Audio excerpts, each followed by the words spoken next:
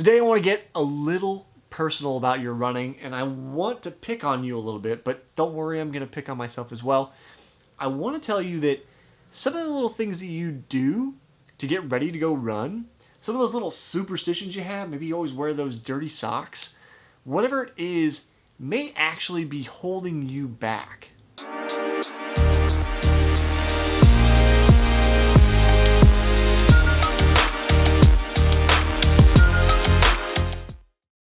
I'm Jesse Funk, the founder of Soulpree.com and the host of this show, Runner's High, where we talk about everything running and endurance related. So, if you like running and you got running superstitions, which is why you're here with this video, hit subscribe, stick around with me for more episodes every single week. So, I want to talk about superstitions today, and sometimes we wrap these in the veil of, this is just my method, like this is just my ritual, this is the thing that I do that makes me perform the best. I experimented a lot with rituals and routines and superstitions and all those kind of things in college, just trying to figure out what's the secret formula to get the most out of myself.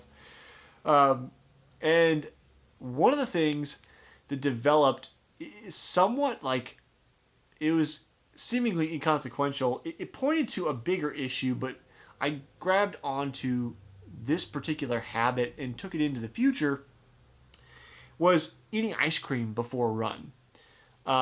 The very first time, the very first time that I broke 16 in the 5K on the track, I had eaten almost a half gallon of ice cream the night before.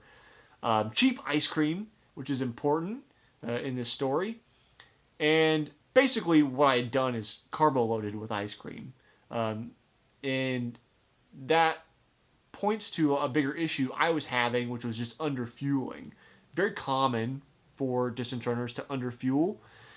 So if I had looked at my diet on a whole, I probably could have dissected that, but I just went, I ate all this ice cream and then I went super fast.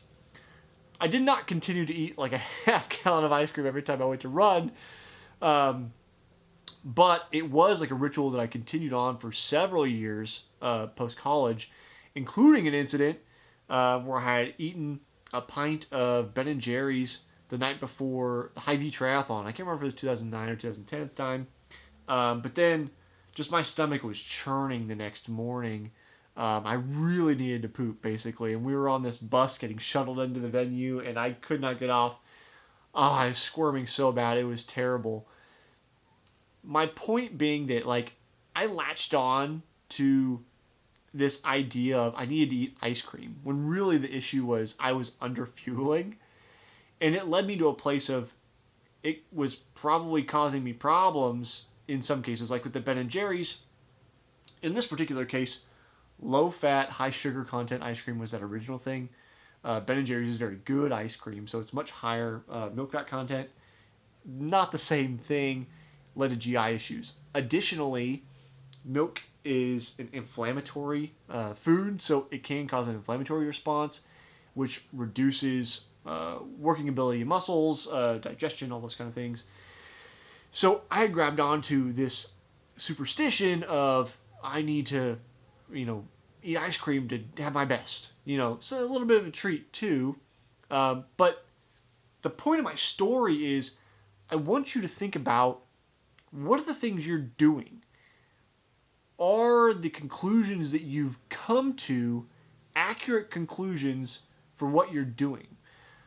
I'm a big fan of having a ritual, having a method where leading up to the race, these are the things I'm going to do. We have, a list basically leading up to the start of a race, whether it is a running race or a triathlon. With the triathlon, we would have a literal, physically printed list of, this is the time of how long it's going to take me into the venue, when I'm going to the bathroom, everything. I'm a big fan of having those things.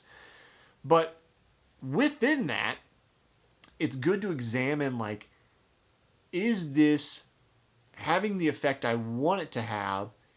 Is there anything else that can replace it?